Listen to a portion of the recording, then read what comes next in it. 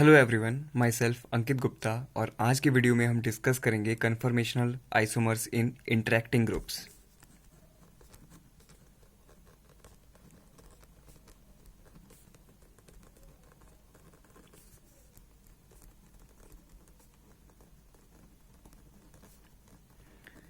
तो जैसे हमने लास्ट वीडियो में डिस्कस किया था कन्फर्मेशनल आइसोमर्स के बारे में, उनकी representation of conformational isomers, factors affecting the stability of conformational isomers और conformational isomers of n butane हमने लास्ट क्लास में निकाले थे। इस क्लास में हम conformational isomers in interacting groups करेंगे। तो इसमें हम सबसे पहला एग्जांपल लेंगे 1,2 इथेन डायोल का। तो 1,2 इथेन डायोल में हमारे पास दो कार्बन एटम्स हैं, कार्बन नंबर 1, कार्बन नंबर 2। तो अब हम इसका कन्फर्मेशन बनाएंगे। तो हम सबसे पहले इसको न्यूमैन प्रोजेक्शन में लिखेंगे।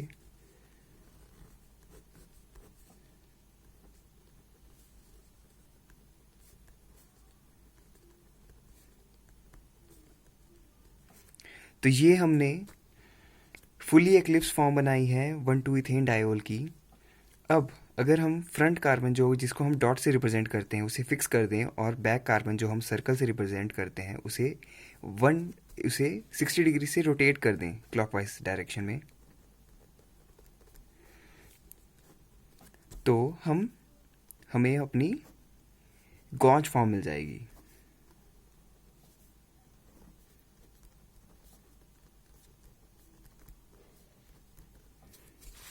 गॉज फॉर्म के बाद फिर से अगर हम फ्रंट कार्बन को फिक्स कर दें और बैक कार्बन को 60 डिग्री फिर से रोटेट कर दें तो हमें अपनी पार्शली एक्लिप्स फॉर्म मिल जाएगी।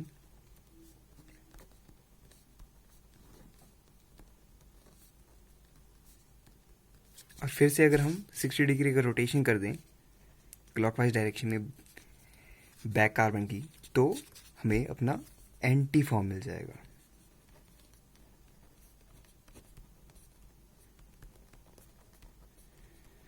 तो अब हम इन सभी कन्फर्मेशंस में स्टेबिलिटी का ऑर्डर चेक करेंगे। तो यहाँ पे इंटरेक्टिंग ग्रुप्स में हम स्टेबिलिटी को, और 1,2 इथेन डायोल में जो एग्जांपल है इसमें हम स्टेबिलिटी को निकालेंगे, पर इसकी स्टेबिलिटी डिपेंड करती है नेचर ऑफ सॉल्वेंट पे।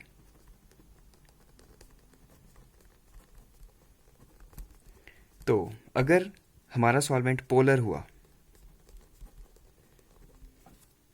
मतलब H2O और CH3OH हमारा सॉल्वेंट हुआ, तो जो हमारी एंटी फॉर्म होगी वो हमारी सबसे ज़्यादा स्टेबल होगी, उसके बाद हमारी गॉज और उसके बाद हमारी पार्शली एक्लिप्स्ड और लास्ट में हमारी फुल्ली एक्लिप्स्ड फॉर्म।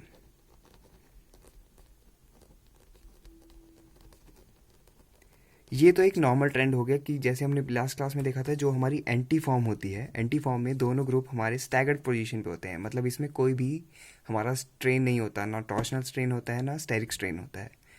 उसी में जो हमारी फुल्ली एक्लिप्स फॉर्म है, जो हमारी फर्स्ट है फुल्ली एक्लिप्स फॉर्म, इसमें हमारा टॉर्शनल स्ट्रेन भी है और हमारा स्टेरिक रिपल्शन भी है। तो ये सबसे ज़्यादा अनस्टेबल है। लेकिन अगर हम इसी चीज़ को नॉन पोलर सॉल्वेंट में ले,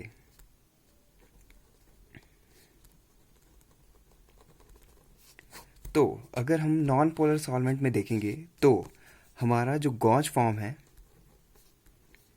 वो मोर स्टेबल होता है एंटी से, और लास्ट में जो हमारे बाकी का ट्रेंड तो सेम ही होता है, पार्शली एक्लिप्स्ड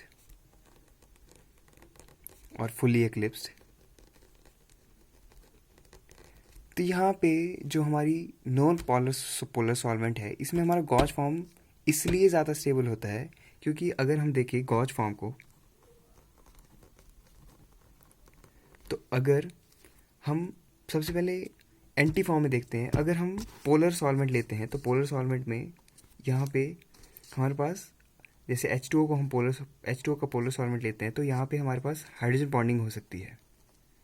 तो यहाँ से इसकी स्टेबिलिटी उससे ही बढ़ेगी, और ये स्टैगर्ड फॉर्म में तो है ही, तो इसमें कोई स्ट्रेन नहीं है, तो ये स्टेबल होता है हमारा पोलर सॉल्वेंट में। लेकिन अगर हमारा नॉन पोलर सॉल्वेंट आता है तो जो हमारी गॉज फॉर्म होती है इसमें कोई बाकी की इंटरेक्शन तो होगी नहीं इसमें कि जो हमारा सॉल्वेंट है वो इंटरेक्ट करेगा या फिर उससे स्टेबिलिटी बढ़ेगी। इसमें जो हमारा हाइड्रोजन और ओ है, इसमें हाइड्रोजन बॉन्डिंग होती है, तो इससे इसकी स्टेबिलिटी बढ़ जाती है यहाँ पे। तो हम बोल सकते हैं अगर नॉन पोलर सॉल्वेंट होगा तो हमारी गॉज फॉर्म ज़्यादा स्टेबल होगी एंटी फॉर्म से। और अगर हमें पेपर में या फिर किसी क्वेश्चन में ये मेंशन ना हो कि हमें नॉन पोलर दिया है या पोलर दिया है, तो हमें हमेशा ये याद रखना है कि if no solvent is mention then always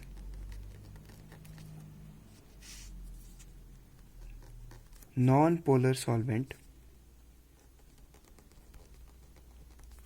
ही मानना है हमें। मतलब if no solvent is mention in the question then always non polar solvent से ही हमने आंसर निकालना है। तो मतलब अगर हमारे पास क्वेश्चन में कोई भी कुछ भी सॉल्वेंट नहीं दिया होगा तो हम नॉन पोलर सॉल्वेंट को ही बेस लेके गॉज फॉर्म को हम मोर स्टेबल बना लेंगे एंटी फॉर्म से। तो अब conformation isomers of interacting groups में हमारा जो नेक्स्ट केस आता है वो आता है केस ऑफ हेलोजन।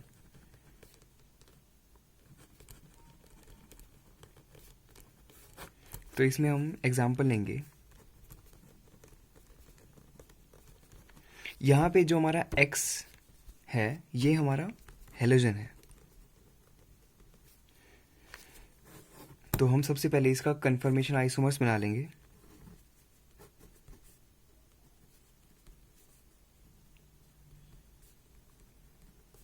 ये हमारा कार्बन नंबर फ्रंट कार्बन और ये बैक कार्बन। तो ये होगी हमारी फुली एक्लिप्स फॉर्म। इसका 60 डिग्री से रोटेशन कराते हैं क्लॉकवाइज डायरेक्शन में, तो हमें अपनी गॉज फॉर्म मिल जाएगी। फिर से अगर 60 डिग्री का रोटेशन करवाते हैं तो हमें पार्शली एक्लिप्स्ड फॉर्म मिल जाएगी।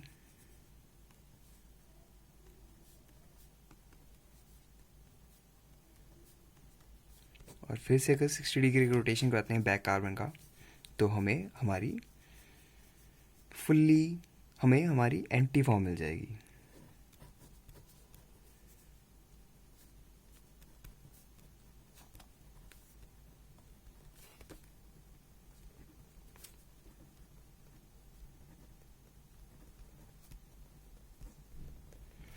तो यहाँ पे अगर जो हमारा हम हेलोजन्स को लेके चल रहे हैं तो इफ़ जो हमारा एक्स ग्रुप है, जो हमारा हेलोजन है,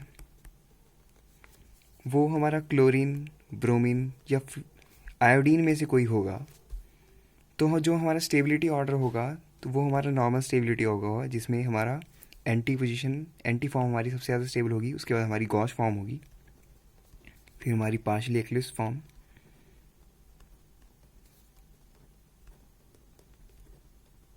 और लास्ट में हमारी फुल्ली एक्लिप्स फॉर्म।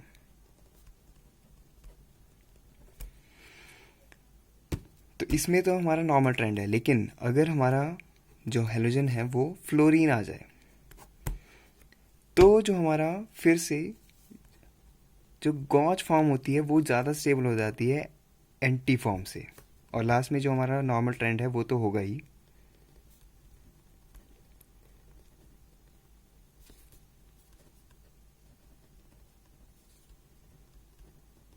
तो यहाँ पे जो हमारी गॉज फॉर्म क्यों आ गई हमारी एंटी फॉर्म से, तो यहाँ पे हमारा केस आता है गॉच इफेक्ट का।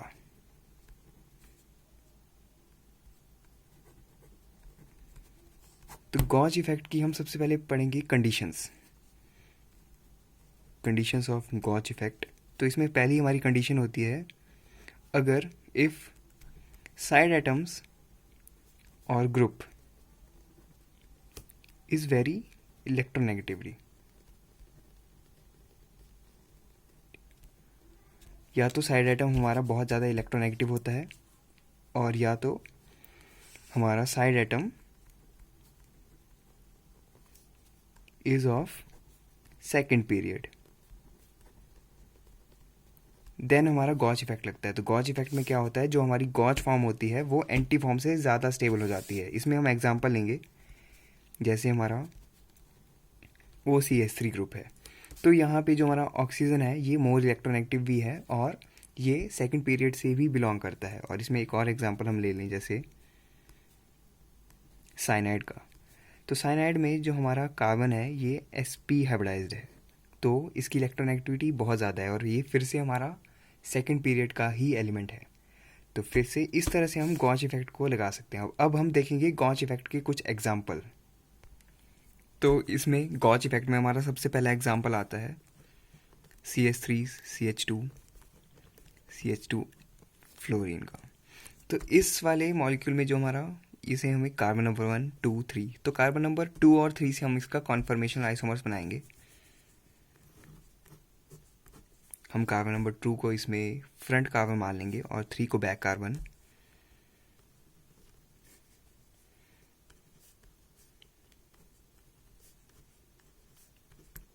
इसमें हम मेनली दो ही फॉर्म बनाएंगे, क्योंकि हमें पता है कि पार्शली एक्लिप्स और फुली एक्लिप्स तो हमारी लास्ट की ही स्टेबिलिटी ऑर्डर में आएगी। तो हम सबसे पहले बनाई है हमने इसका एक गॉच फॉर्म,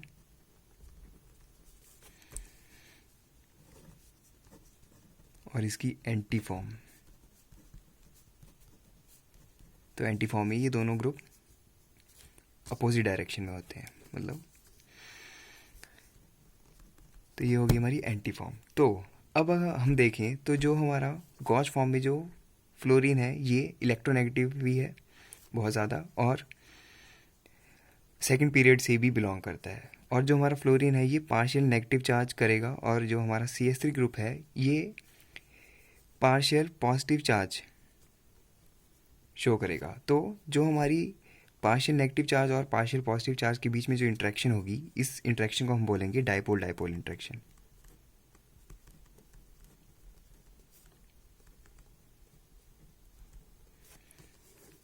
और डाइपोल डाइपोल इंटरेक्शन, और इसमें जैसे हमारा गॉच इफेक्ट भी लगेगा।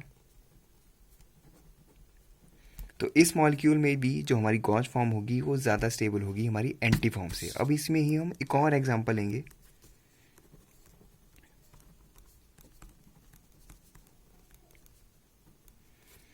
तो इसमें भी हम इसका कन्फर्मेशंस बनाएंगे, इसकी गॉच और एंटी फॉर्म।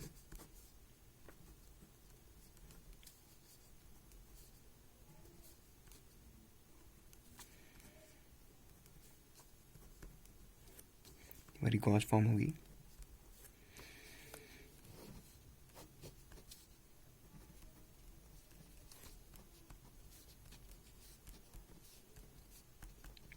ये हमारी एंटी फॉर्म होगी।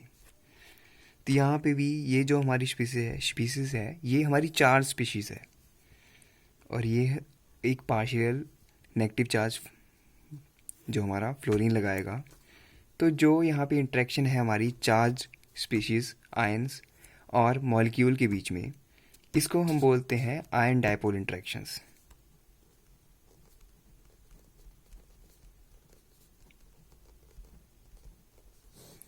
और जो हमारा फ्लोरीन है वो बहुत ज़्यादा इलेक्ट्रोनेगेटिव भी है, और जो हमारा नाइट्रोजन है ये भी बहुत ज़्यादा इलेक्ट्रोनेगेटिव है और सेकंड पीरियड से ही बिलोंग करते हैं। तो ये इसमें फिर से हमारा गॉच इफेक्ट लग जाएगा। तो फिर से इसमें हमारा जो गॉच फॉर्म है वो ज़्यादा स्टेबल हो जाएगी एंटी फॉर्म से।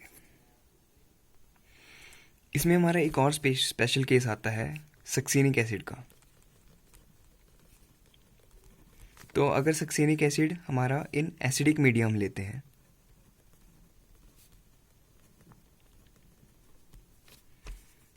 तो सक्सीनिक एसिड हमारा ये हो गया। तो अगर हम इसकी कन्फर्मेशन बनाएंगे कार्बन नंबर 2 और 3 पे,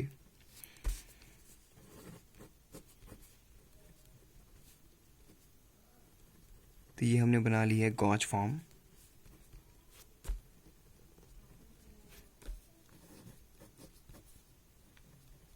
और एंटी फॉर्म। तो अगर सक्सीनिक एसिड को हम एसिडिक मीडियम में लेंगे तो यहाँ पे हमारी गॉच फॉर्म फिर से ज़्यादा स्टेबल हो जाती है एंटी फॉर्म से। तो यहाँ पे इसका रीज़न होता है हाइड्रोजन बॉन्डिंग। लेकिन अगर हम सक्सिनिक एसिड को बेसिक मीडियम में लेते हैं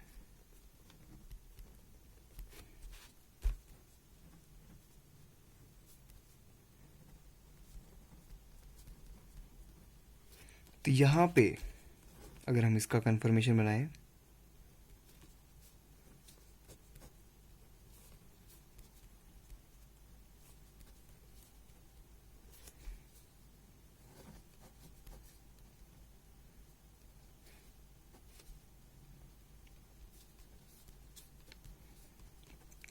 तो यहाँ पे अगर हम देखेंगे तो यहाँ पे हमारी कोई हाइड्रोजन बॉन्डिंग नहीं होगी, और जो हमारा ग्रुप भी है इसमें कार्बन है तो इसमें गॉच इफेक्ट भी नहीं लगेगा।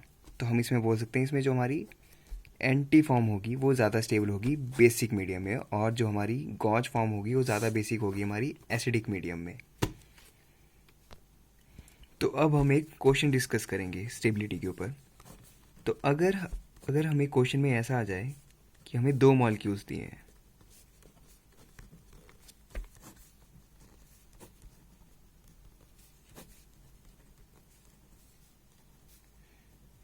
तो इन दोनों मॉलिक्यूल्स में ये हमारी मेसो फॉर्म है और ये हमारी डीएल फॉर्म है।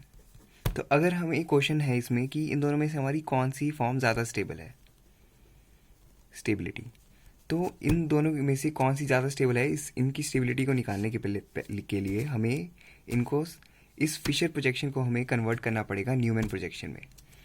तो उसके बाद न्यूमैन प्रोजेक्शन में कन्वर्ट करने के बाद हमें उसकी सबसे स्टेबल फॉर्म में इसे कन्वर्ट करने पड़ेगा। जैसे हमारी जो एंटी फॉर्म जनरली ज़्यादा स्टेबल होती है, तो हमें उसमें स्टेबल करने के बाद उसके स्ट्रेन हम चेक करेंगे, फिर हम बताएंगे कि कौन सी स्टेबल है। तो कैसे करेंगे हम इस क्वेश्चन को? तो हम सबसे पहले पहला स्ट्रक्चर ले लेते हैं।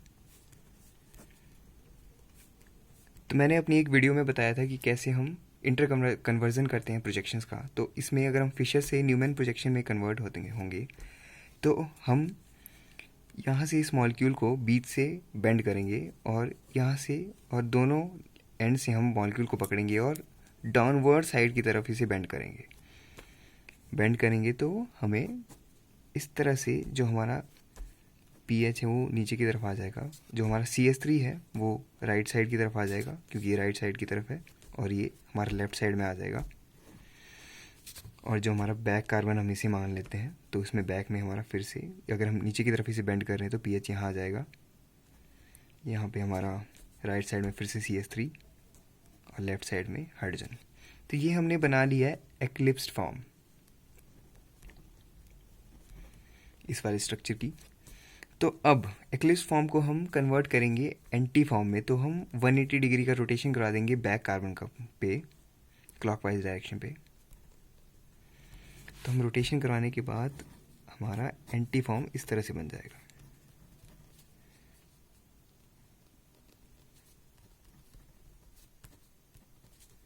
तो यहाँ पे अगर हम इस एंटी फॉर्म में देखें तो एंटी फॉर्म में यहाँ पीएच और CH3 के बीच में एक स्ट्रेन है हमारा, और यहाँ पे भी CH3 और पीएच के बीच में एक स्ट्रेन है। तो यहाँ पे हमारे दो स्ट्रेन्स हैं।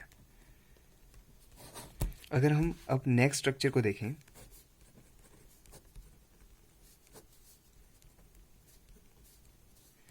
तो फिर से हम इसको बेंड करेंगे डाउनवर्ड डायरेक्शन में, यहाँ से और यहाँ से इस मॉलिक्यूल को पकड़ के बेंड करेंगे और न्यूमैन प्रोजेक्शन में इसको कन्वर्ट कर देंगे।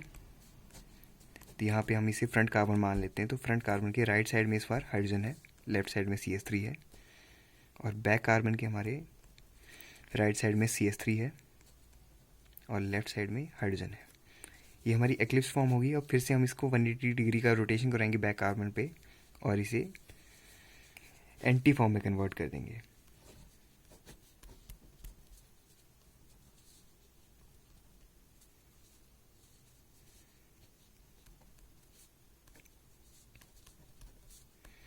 तो रोटेशन करवाने के बाद इस मॉलिक्यूल में हमारे पास तीन स्ट्रेन आ गए हैं। ये हमारी स्टेरिक स्ट्रेन है, तो यहाँ पे हमारे 3 स्ट्रेन है। तो इस तरह से हम बता सकते हैं कि जो हमारा मेसो वाला कंपाउंड है यहाँ पे हमारे पास 2 ही स्ट्रेन आए हैं, और हमारा जो डीएल फॉर्म है उसमें हमारे पास 3 स्ट्रेन आए हैं जब हमने इसे एंटी फॉर्म में कन्वर्ट किया। तो हम बोल सकते हैं इसमें कि जो हमारा मेसो फॉर्म है वो ज़्यादा स्टेबल है डीएल फॉर्म से। तो इसी कॉन्सेप्ट पे अब हम एक और क्वेश्चन डिस्कस करेंगे।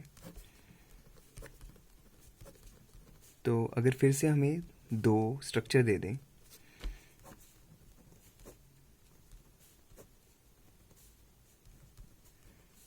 अब यहाँ पे भी अगर हमें स्टेबिलिटी चेक करनी है तो फिर से अब हम इनको न्यूमैन फॉर्म में कन्वर्ट कर देंगे। तो फिर से हम यहाँ से पहले इस मॉलिक्यूल को लेंगे, तो इसे हम बेंड कर देंगे डाउनवर्ड डायरेक्शन में बीच से। तो इसकी हमारी जो न्यूमैन फॉर्म बन जाएगी वो इस तरह से हो जाएगी। यहाँ पे ये हम फ्रंट कार्बन ले लेते हैं, तो यहाँ पे OH राइट डायरेक्शन में है और हाइड्रोजन लेफ्ट में, और बैक कार्बन पे हमारा जो OH फिर से हमारा राइट डायरेक्शन पे है और H लेफ्ट पे। तो अब हम इसका 180 डिग्री से रोटेशन करवा देंगे और इसे एंटी फॉर्म में कन्वर्ट कर देंगे।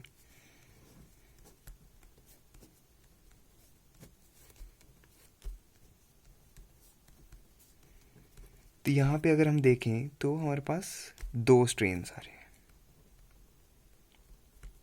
और अगर हम इस वाले स्ट्रक्चर में देखें, इसकी भी हम अगर न्यूमैन फॉर्म बनाएंगे तो फिर से हम पीएच और पीएच को डाउनवर्ड डायरेक्शन में बेंड करेंगे बीच से। यहाँ पे हमारे फ्रंट कार्बन पे जो हमारा हाइड्रोजन है वो राइट साइड में है और जो OH ग्रुप है वो लेफ्ट साइड में है। बैक कार्बन पे है जो हमारा OH है वो राइट साइड में है और जो हाइड्रोजन है वो लेफ्ट में है। तो अब हम फिर से इसका 180 डिग्री पे बैक कार्बन का रोटेशन करवाएंगे क्लॉकवाइज डायरेक्शन में। तो यहाँ पे भी